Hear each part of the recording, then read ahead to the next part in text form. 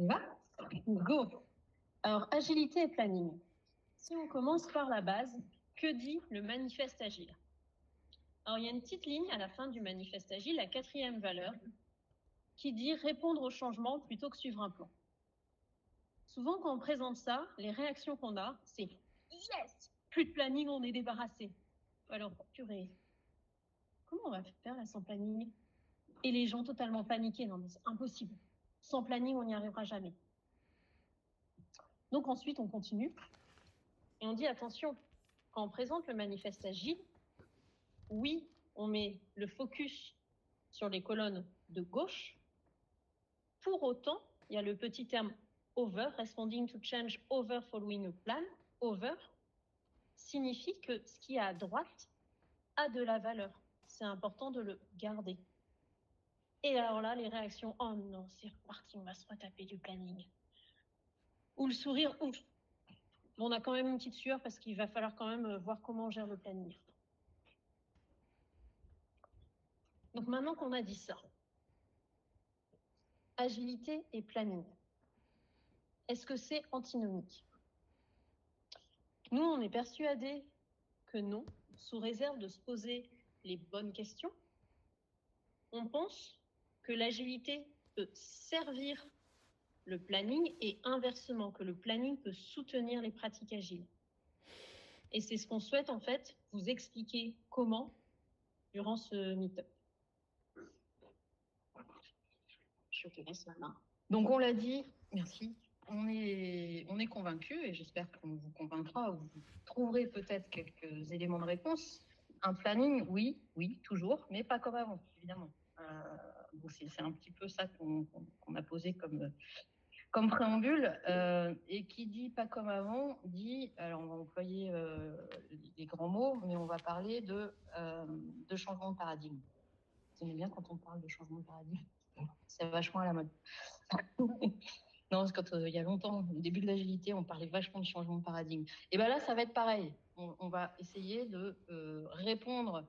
Le planning, ça va être un outil, c'est un outil qui va répondre à d'autres besoins, donc dans un objectif un petit peu différent, avec des personnes construites et mises à jour, peut-être avec des personnes un peu différentes, et avec des pratiques aussi, et des pratiques un petit peu différentes. Donc c'est un petit peu tout ça qu'on va balayer. Et donc, le premier changement de paradigme quand on parle de planning, ça va être alors un élément clé qui va pas bien en général avec le planning, c'est d'accepter l'incertitude. Et qui dit accepter l'incertitude, justement, on va avoir du mal à savoir où on va et à planifier. Et ben ouais, mais ça va être l'élément, le prérequis indispensable au nouveau planning agile. Si vous voyez un petit peu, vous connaissez certainement ce joli Gantt, qui a, de notre point de vue, beaucoup par le passé, et d'ailleurs toujours, très utilisé, et qui rassure en fait, parce qu'il donne vraiment une vision très détaillée et très concrète, de dire là, voilà ce qu'on a prévu de faire et quand, et puis en plus tout ça, ça se maille, il y a des dépendances, etc. Mais c'est rassurant, on a beaucoup réfléchi, on a posé sur le papier des choses, et du coup, c'est ce qui va aussi driver un petit peu le travail des personnes.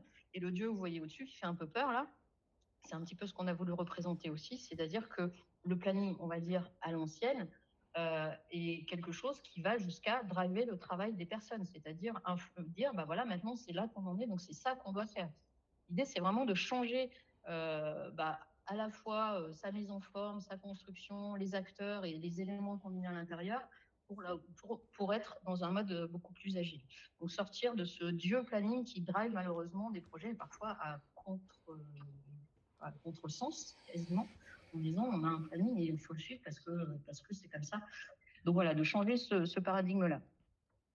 Du coup, et c'est franchement l'étape de notre point de vue la plus difficile dans les accompagnements et dans le passage à l'agilité, c'est vraiment d'accepter cette incertitude, de dire de toute façon, soit on se le dit, soit on est réaliste et on se dit de toute façon, on sait très bien qu'on ne va pas maîtriser l'avenir et qu'on ne va pas maîtriser suffisamment, qu'on n'a pas de boule de cristal et que de toute façon, le métier du développement de produits, logiciels ou autres est basé sur l'humain, donc il y a une part d'incertitude qu'on ne pourra jamais résoudre, jamais. Donc accepter ce facteur-là va nous aider et peut-être la marche la plus haute à passer au démarrage.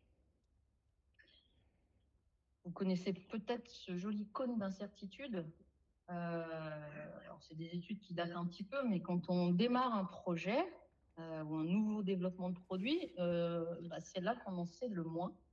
C'est là qu'on nous demande en général de pondre des plannings hyper détaillés avec des scopes et des dates. Ça parle. Des scopes, des dates et un budget, évidemment. Et évidemment, donc on est au tout début, là, au concept initial, l'échelle d'incertitude, elle est d'un facteur 16 entre le plus bas et le plus haut. On peut faire des plans sur la comète, on peut donner des visibilités, mais ça va être faux, et ça va être très faux. Et puis petit à petit, on va avancer dans le temps et on va être de moins en moins faux, évidemment. Plus on se rapproche de la réalisation, on va être faux. N'empêche que accepter ce fait-là, que au départ, on n'en sait pas beaucoup, donc, et que ma citation préférée que j'ai encore dit cet après-midi à quelqu'un, aucun plan ne résiste au premier contact avec l'ennemi. Si vous ne la connaissez pas, je vous conseille de la retenir et de la ressortir très régulièrement. Effectivement, un plan, à partir du moment où il est fait, il est déjà faux, plus ou moins. Ok ? Et donc de passer, et ça, c'est en ça aussi que c'est compliqué, c'est que accepter l'incertitude, ça veut dire d'accepter l'aléa, sortir de la zone qu'on connaît, de sortir, donc peut-être avoir un peu peur. Et effectivement, quand c'est un planning écrit et très détaillé, ça va donner de la confiance, ça va donner une impression de confiance.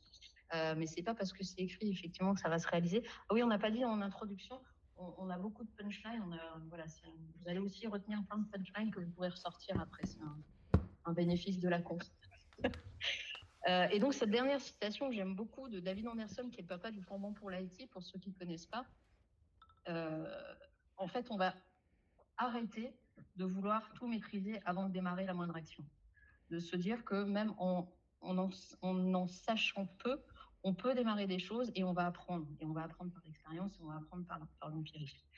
Donc voilà, accepter de ne pas savoir et de plonger dans un monde peut-être un peu plus incertain, mais qui finalement est la réalité des choses.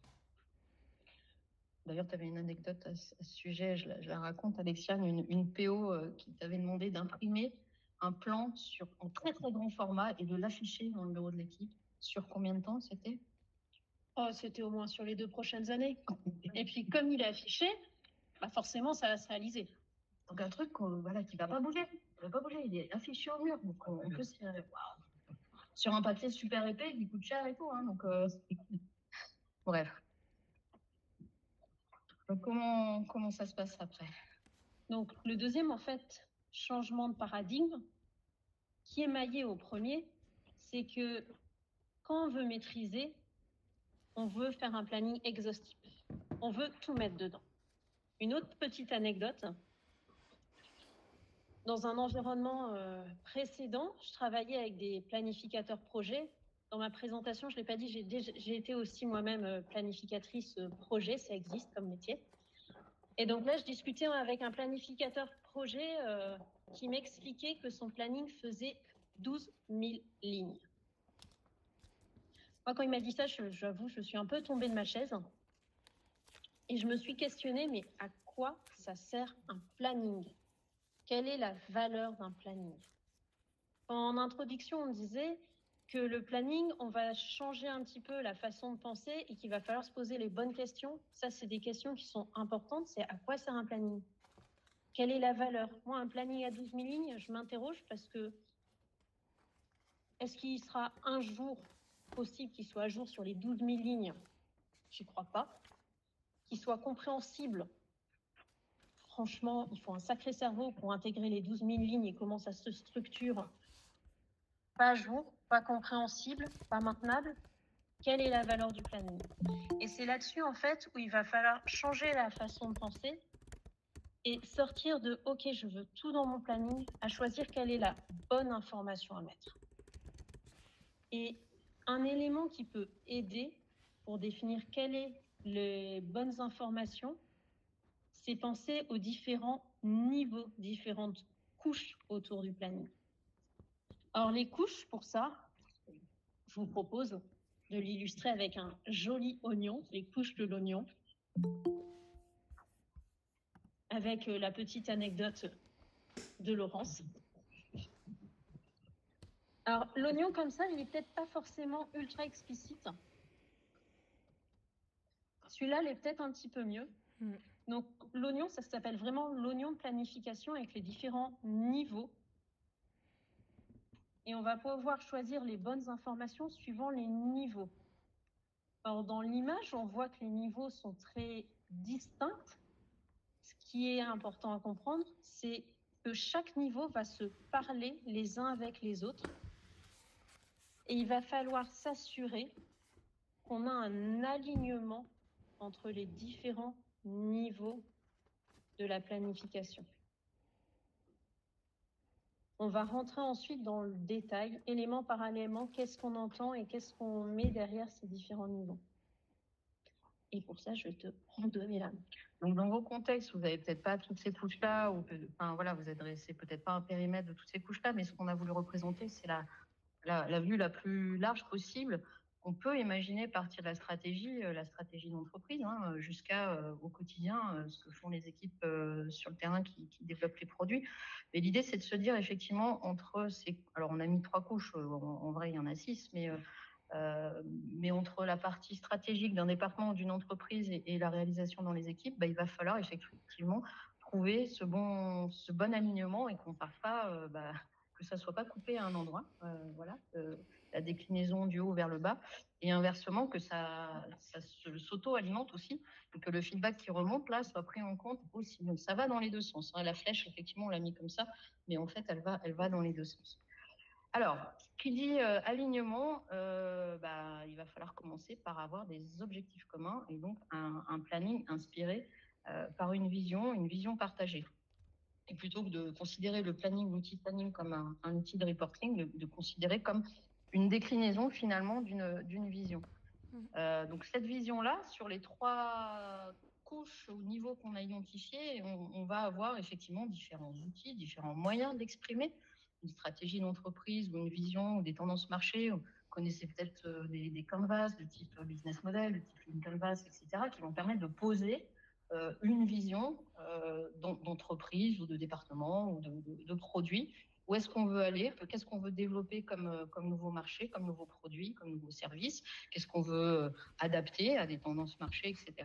Donc, on va être sur du très, très haut niveau. Et effectivement, cette vision, elle va être... alors, elle ne bouge pas normalement toutes les 5 minutes. C'est quelque chose qui va driver un petit peu le business et driver ce qu'on fait dans les équipes. Mais en tout cas, cette vision-là, si elle est exprimée à ce niveau-là, elle doit ensuite se décliner dans les différents autres niveaux. De checker les portables.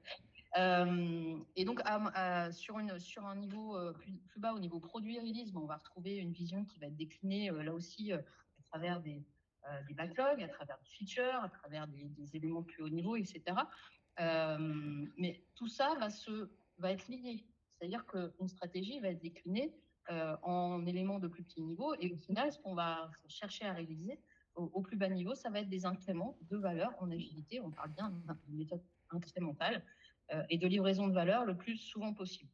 Et donc, l'idée, c'est de rendre le plus aligné ces différents niveaux, ce qui va donner à tous les acteurs, à tous les niveaux, du sens. Moi, j'aime bien demander aux gens que je rencontre, au niveau des équipes de développement, est-ce que vous savez à quoi vous contribuez? C'est quoi votre stratégie? C'est quoi la vision produit? C'est quoi votre vision moyen long terme? C'est assez intéressant de voir les réponses. Si on ne sait pas au quotidien à quoi on contribue, bon, on peut être satisfait peut-être, mais en tout cas, c'est pas ça qui va emmener les foules, on va dire. Donc donner du sens, ça fait partie des motivations au travail des personnes.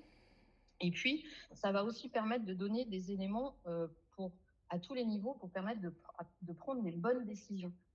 Quand les gens ont l'information, quand on sait où on va, quel est l'objectif et c'est quoi le point d'arrivée, on va pouvoir donner aussi le pouvoir aux équipes pour réaliser le bon chemin et prendre les bonnes décisions à tout moment. Donc, de partager cette vision à tous les niveaux fait partie des premiers éléments qu'on vous donne sur le planning et de driver vraiment son planning sur cette vision-là. Alors, je continue là-dessus. Un autre petit changement, gros changement peut-être, passer d'un planning un peu réservé à des gens dont c'est l'affaire, à des planificateurs, à des spécialistes au management, à un planning qui est l'affaire de tous. Effectivement, si le planning est construit par des personnes dans un coin de bureau, dans une salle de réunion, voire exposé à des clients avant même d'avoir consulté qui que ce soit dans les équipes de réalisation, on va perdre un petit peu de valeur et de réalisme, on va dire, de ce planning-là. Donc, même chose entre les différents niveaux, les différentes couches. Évidemment, on ne va pas solliciter les mêmes personnes pour exprimer, pour décliner ce planning en éléments plus factuels. Peut-être qu'à un plus haut niveau, on va avoir besoin d'un COMEX, de personnes du marketing, de ce qu'on appelle des business owners ou de personnes qui ont une vue plus globale, on va dire, sur notre stratégie, sur ce qu'on veut réaliser. Et puis on descend, là, pareil, il va y avoir des échanges, les flèches, là, sont bien dans les deux sens, entre les différents acteurs des différents niveaux pour échanger, décliner, exprimer, challenger cette vision-là. Et ce que je rajoute, c'est le feedback remontant, c'est-à-dire que quand on demande à des personnes dans les équipes de donner des estimations de charges, de donner des faisabilités, de donner justement un délai de réalisation, etc., il faut les écouter. Tout simple, mais c'est pas toujours évident. Enfin, c'est pas toujours ce qu'on rencontre. C'est-à-dire que on a beau avoir présenté des super roadmaps à nos clients, si à aucun moment on a vérifié que c'était faisable et réalisable auprès des équipes, on se tire un petit peu une balle dans le pied quand même. Donc voilà, c'est ceux qui font qui savent. Les sachants, c'est les personnes qui font, c'est les réalisateurs. Et c'est normalement ceux qui en savent le plus. Alors, bien sûr, il peut y avoir des experts, il peut y avoir des visions un peu plus globales par des gens au niveau architecture, au niveau marketing, etc. Mais tout ça est une affaire aussi de dialogue et d'implication, là aussi pour faire marcher un petit peu l'intelligence collective, les différents rôles, le produit, l'architecte vont discuter ensemble. Oui, mais toi tu veux ça, mais ça c'est pas possible. Les différentes les expertises dont on a besoin. Et puis d'être dans la discussion, le challenge à tous les niveaux. On peut avoir des très belles ambitions stratégiques, encore une fois, et il n'est pas interdit et il est recommandé d'aller vérifier ces hypothèses auprès des gens qui vont réaliser cette vision. Un autre élément aussi où on va changer la façon de penser, c'est passer d'un mode prédictif à un mode adaptatif empirique. Prédictif, on l'a déjà vu, le cône d'incertitude, on va avoir une incertitude au niveau du temps. Quand on parle de prédictif, il y a aussi une autre incertitude qu'on a, c'est sur les activités à réaliser. Et c'est pour ça qu'on va changer en fait la structure, le contenu du planning, où on va sortir d'un mode où on structurait le planning plus à travers un process, mais on va le basculer, on va structurer le planning par incrément de valeur. Et ainsi, on va être sur ce mode adaptatif empirique, puisqu'on va pouvoir être ouvert au changement basé sur des faits, sur des réalisations, puisqu'on va incrémenter des éléments de valeur. Donc là, sur le découpage, au démarrage, on va avoir ces thèmes stratégiques, ces épiques, ces gros éléments qui apportent de la valeur, qui vont être déclinés petit à petit au travers de features, puis d'user story. Dans les plannings, souvent en tout cas dans les plannings que j'ai vus, on était très orienté autour des activités, des stage gates, des livrables à réaliser. Donc là, on change vraiment le contenu, on va être vraiment orienté sur qu'est-ce qu'on livre au niveau du produit. Donc on change de process à produit dans le contenu du planning.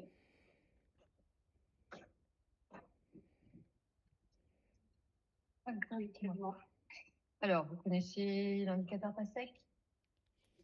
Non? Vert à l'extérieur, rouge à l'intérieur. même des petits putains noirs se cachent. On présente l'indicateur, tout va bien. Vous avez déjà vu sur un planning, regarde. Non, mais je connais. Bah, le terme, ouais, il est hyper parlant.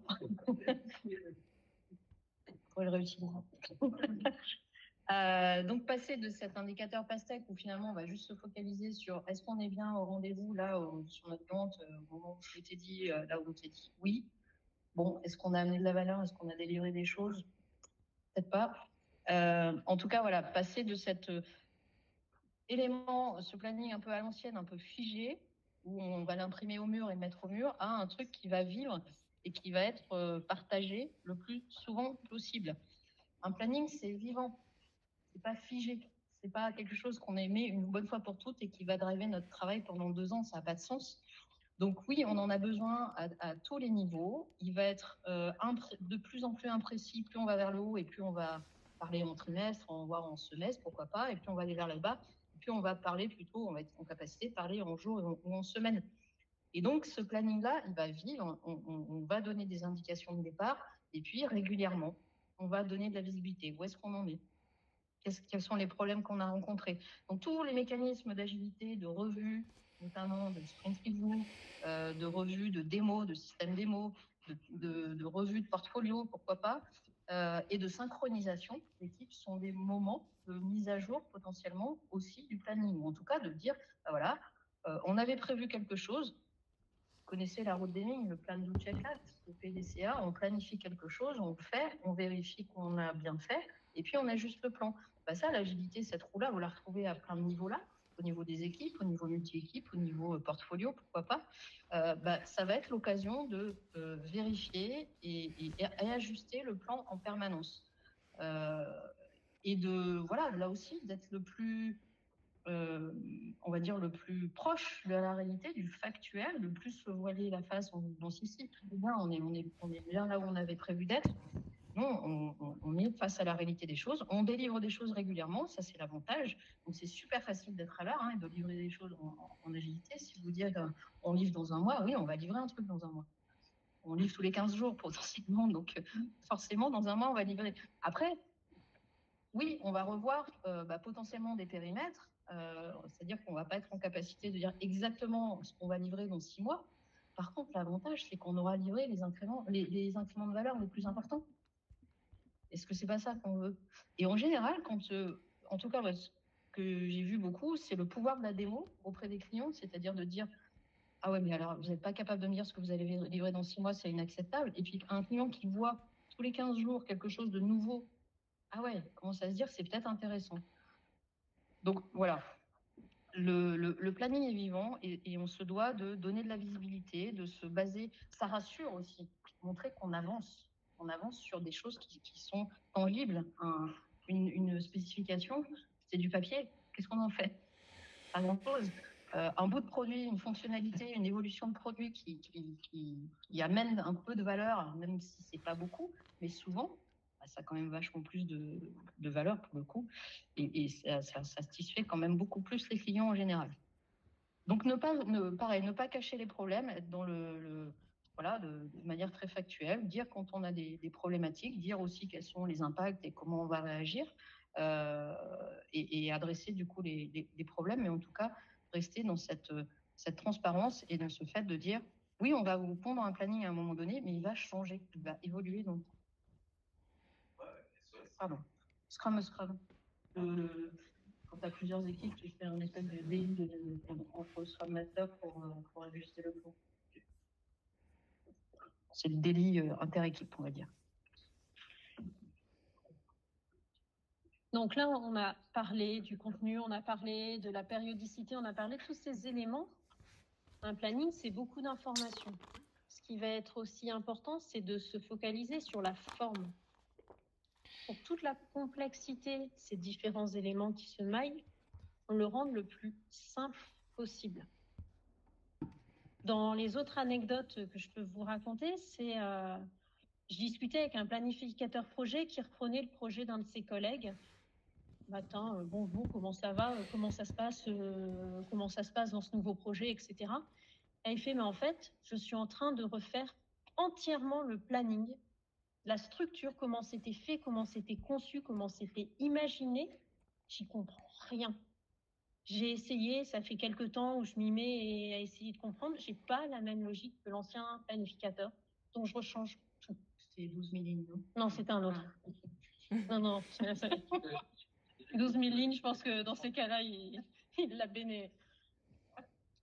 Mais donc, si même un autre planificateur dont son métier à 100%, c'était de gérer un joli planning MS Project, n'arrive pas à se mettre à comprendre le planning d'un autre, les équipes, leur valeur ajoutée, ce qu'on leur demande, c'est pas d'investir du temps pour comprendre le planning. Donc, il faut vraiment travailler, prendre le temps de travailler sur la forme avec un objectif simple à comprendre et à assimiler. Quelle est la valeur d'un planning? Si on n'est pas capable de l'assimiler, de retenir les éléments clés, le planning, il ne sert à rien. Comme disait Laurence, la valeur d'un planning, c'est d'avoir une vision partagée. Donc, on doit être en capacité de retenir les éléments essentiels. Donc, il faut que ça soit simple à ce niveau-là. Il faut donner envie de s'y intéresser. Pour que le planning, ça soit l'affaire de tous, il faut donner envie. Si je reprends l'exemple du planning à 12 000 lignes, je peux demander ici qui est intéressé. Bon, effectivement, vous n'êtes pas forcément représentatif, mais je pense que je peux demander à beaucoup plus de personnes. Ça ne donne pas vraiment envie. Donc, il va falloir travailler la forme pour que tout le monde ait envie de s'y intéresser. Et facilité de mise à jour, comme je disais, il faut qu'on prenne le bon temps nécessaire au niveau du planning. Ça va être un outil clé pour donner la vision et pour partager, pour donner la vision à la fois au management, à l'équipe. Par contre, si on passe une semaine à le mettre à jour alors que ça vit à longueur de temps, le planning est vivant. Donc, il faut qu'on ait une forme, on utilise une forme qui soit facile pour le mettre à jour très régulièrement. Donc, nous, les bonnes pratiques qu'on conseille, c'est que ça soit quelque chose de visuel, prendre le temps de demander des feedbacks à l'équipe sur la forme. On parlait là de logique entre différents planificateurs. On est tous différents, on a tous des façons de penser, de raisonner différemment. Donc, c'est hyper important de demander qu'est-ce que tu en penses? Est-ce que c'est clair? Est-ce que tu as trop d'éléments, pas assez d'éléments? Est-ce que tu vois bien la structure? Prendre ce temps de demander du feedback à l'équipe pour s'assurer que ça devienne leur outil. Moi, j'ai trop souvent entendu, c'est le planning du planificateur ou c'est le planning du chef de projet ou c'est le planning de un tel. Non, ça doit être le planning de l'équipe. En demandant du feedback, on les embarque pour que ça devienne leur planning. Une petite anecdote là-dessus qui m'avait bien fait rire, je sais pas. C'était une réunion où on me demande d'assister parce que j'arrivais sur un diagnostic et on me dit tiens, il y a une réunion planning, je peux y aller, c'est intéressant. J'y vais, il y avait donc tous les corps de métier qui étaient là. Et chaque leader de spécialité était là et il y avait le planificateur. Le planificateur avait son fameux le planning quand je ne sais combien de, alors je sais pas si combien de centaines de milliers de lignes à peu près. Et puis il faisait un point, chaque fois que dans personne, il y avait qu'une heure, de toute façon on n'avait pas le temps de parcourir les lignes, donc à la fin je pense que c'est suggéré, donc on n'avait pas mis à jour le planning, déjà c'était assez cocasse. Et puis surtout, lui il avait son planning, il le mettait à jour via le projecteur, et chacun avait sur son ordi son propre planning avec d'autres outils de format. Donc en fait, ils avaient chacun leur planning. Au lieu d'avoir un planning partagé, chacun avait son planning. Finalement, c'est vraiment cette idée-là. Moi, je ne comprends pas ton planning, je comprends rien. Donc dis-moi ce que tu veux savoir, je te dis. Mais moi, je garde mon planning et c'est bien que je tiens un jour. Voilà. C'est une petite anecdote sur le fait que c'est quand même intéressant de se mettre d'accord sur la forme du planning. Sinon, chacun a ça et ça n'a plus le temps. Je connais le contexte. Oui, c'est ça. Donc, on ne citera pas de nom. Donc, l'idée, c'est de vraiment y consacrer le juste temps nécessaire et choisir le bon outil. Je ne vais pas vous dire quel outil utiliser, quel est le meilleur outil. Clairement, ça va dépendre de votre contexte. ça va dépendre. Il y a des organisations, ils travaillent tous sur un outil. On va peut-être faire en sorte que l'outil soit commun pour être compréhensible par les équipes, par le management. Ça peut être des outils, il y en a plein qui existent, juste un outil de post-it. Ça peut être... Alors, j'ai beaucoup parlé de MS Project. Il y a une nouvelle fonctionnalité qui est sortie il y a quelques années, 2, 3, 4 ans, je ne sais pas, le temps passe vite, où il y a une timeline, où ça permet déjà d'être plus visuel et de piquer en fait dans le MS Project quelles sont les informations. Je remontais de manière plus visuelle. On peut utiliser ça. On peut utiliser, il y a une vue plane dans Jira. On peut utiliser un PowerPoint. Tout dépend du contexte. Ça dépend aussi de la taille de la squad, des dépendances qu'on a. Ça sera peut-être plus intéressant s'il y a beaucoup de dépendances, si on utilise sur Jira, de tout baser sur Jira. Il n'y a pas l'outil miracle qui correspond à toutes les situations. Mais prendre ce temps de choisir le bon outil pour pouvoir y consacrer le juste temps nécessaire et qu'on gagne en efficacité par la suite. Et potentiellement, l'outil vient après. D'abord, on se demande de quoi on a besoin et après, voilà, petit truc en passant. Alors concrètement, on a beaucoup parlé de manière un peu théorique, mais c'est quand même notre théorie issue de l'expérience. Donc on a mis quelques anecdotes et on a voulu illustrer. Alors après, des plannings, on aurait pu vous en présenter 50 avec des post-it et c'est sympa et tout ça, mais c'est pas ça qui est franchement. Donc juste 2 exemples avec des post-it, des bonnes pratiques. Non, en fait, si on résume un petit peu tout ce qu'on a dit. Typiquement, ça, c'est comme c'est marqué, c'est un planning trimestriel, sachant que c'est des sprints d'un mois. Hein, c'est dans le matériel, c'est plus compliqué, donc c'est des sprints d'un mois.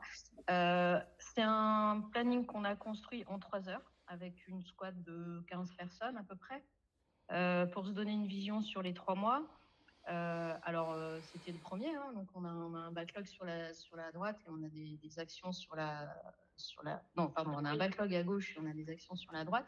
Mais l'idée, c'était première fois, on essaye avec en plus les post-it. Alors là, c'est des post-it virtuels, c'est sur Klaxoon. C'est pas franchement l'outil premier de travail des gens avec qui j'ai fait ça. Mais voilà, c'était l'idée de faire en petit groupe, de bénéficier de l'intelligence de tout le monde. Il y avait plein de métiers différents. Et ça reste quelque chose de visuel, plutôt facile à mettre à jour. Hein, ça, on bouge un post-it sur. Alors après, on a fait quand même une restitution en mode un peu plus présentable dans les reviews, voilà, parce que le management, le Klaxoon, il n'est pas toujours hyper clean, on n'a pas des templates super clean. Donc voilà, mais en tout cas, c'était une façon de construire de manière simple. Là aussi, peut-être dissocier l'outil avec lequel on construit de manière simple et après la façon dont on le restitue de manière un peu plus officielle ou plus classe. En tout cas, c'est l'outil qu'on présente, le PowerPoint, c'est remis à jour à partir des post-it. C'est partagé en sprint review à chaque fin d'itération. Donc voilà, un premier exemple, là aussi, hein, hors IT. Et puis un deuxième exemple de bonne pratique, vous connaissez peut-être la notion de PI planning en SEC, donc agilité à l'échelle. On réunit 80 personnes pendant 2 jours pour construire ce planning-là, où on part d'une vision pendant quasiment 2 heures, 3 heures la première demi-journée. On présente une vision de là où on va. C'est sur un trimestre aussi, d'accord ? Donc 80 personnes, voilà la vision de là où on va, voilà au niveau architecture nos enjeux, au niveau produit, au niveau client, etc. Et puis les gens travaillent. Alors là, j'ai eu la chance de le faire en présentiel. Toutes les équipes travaillent à construire. Alors tous les fils que vous voyez, ce sont des dépendances entre équipes. Chaque ligne, c'est une équipe. Et donc l'idée, c'est de se dire, voilà, moi j'ai besoin de toi, telle équipe, je viens de voir, est-ce qu'on est capable de faire ça? Oui. À quel moment? Ok, on le met là, etc. Donc c'est quand même sur un temps assez restreint. Et surtout un moment où chacun est à même de contribuer, de donner sa vision, parce que ce planning-là, au départ, on a une liste au Père Noël, hein, les gens du marketing et les product managers qui arrivent à dire, voilà, nous, on aimerait que vous fassiez tout ça pendant 3 mois, aux 80 personnes qui sont là. Et puis après, les équipes travaillent, construisent ça et disent, voilà ce qui est possible de faire. Et puis, on se challenge, on s'ajuste. Ok, mais tu es sûr, vous ne pouvez pas changer cette priorité, etc. Donc, l'idée, c'est de mettre en contact, et c'est un des grands je trouve, bénéfice de ce genre de pratique, de mettre en contact les personnes qui ont les besoins et les personnes qui les réalisent et de partager, oui, c'est possible, non, c'est pas possible, qu'est-ce qu'on peut trouver comme compromis, etc. Et pareil, ça vit, pour le coup. Alors, j'ai mis une jolie vue plan de Jira à côté. C'est pas aussi facile que ça, je trouve, la vue plan, mais en tout cas, c'est ce genre d'outil mis à jour ensuite à la semaine, en synchro d'équipe. Voilà, on s'était voté ça comme objectif. Où est-ce qu'on en est? On décale pas. Si on décale, du coup, hop, la ficelle fait que les autres décalent. Et c'est la vraie vie des projets. Et par contre, c'est partagé à tous les niveaux très régulièrement. Voilà, 2 petits exemples qui résument un petit peu toutes les bonnes pratiques dont on a parlé. Avant de conclure. Donc, en synthèse, vous avez pu le voir pendant toute la présentation, nous, on est persuadé que le planning peut servir les valeurs et les concepts de l'agilité. On a parlé de vision partagée, on a parlé de donner du sens à travers la vision, qu'on soit clair sur les objectifs, pourquoi on le réalise. Les incréments de valeur, c'est évidemment de la valeur centrée client et utilisateur. La transparence à travers la forme, une forme simple qui permet d'être transparent pour l'équipe, à l'ensemble du management. Cette transparence, ça va permettre aussi cette facilité d'inclure tout le monde. Donc, on va avoir la collective ownership. Alors, je ne sais jamais comment le traduire en français. Hein. C'est une responsabilité, c'est une appropriation collective et une responsabilisation, puisqu'en fait, si je reprends des anecdotes où on disait le planning est l'affaire d'un individu, en aucun cas on est responsabilisé au niveau du planning. L'agilité, un élément essentiel, un des éléments essentiels, c'est d'avoir cette responsabilisation de l'équipe. Donc nous, on est vraiment persuadés aujourd'hui que suivant comment il est construit et mis à jour, le planning peut vraiment porter les valeurs de l'agilité et qu'il ne faut surtout pas l'opposer à l'agilité. Ça peut aussi permettre, à travers comment on fait le planning, que l'agilité, on peut le déployer à tous les niveaux de l'organisation et également au niveau du management. À travers les différentes couches de l'oignon, on va inclure les différentes personnes, on va leur faire changer aussi l'état d'esprit, comment ils voient ça. Donc, c'était ces mots-là, c'était ce qu'on voulait vous faire réfléchir et vous inciter ces pensées planning en mode agile pour soutenir ces valeurs-là. Un grand merci pour votre écoute. Merci.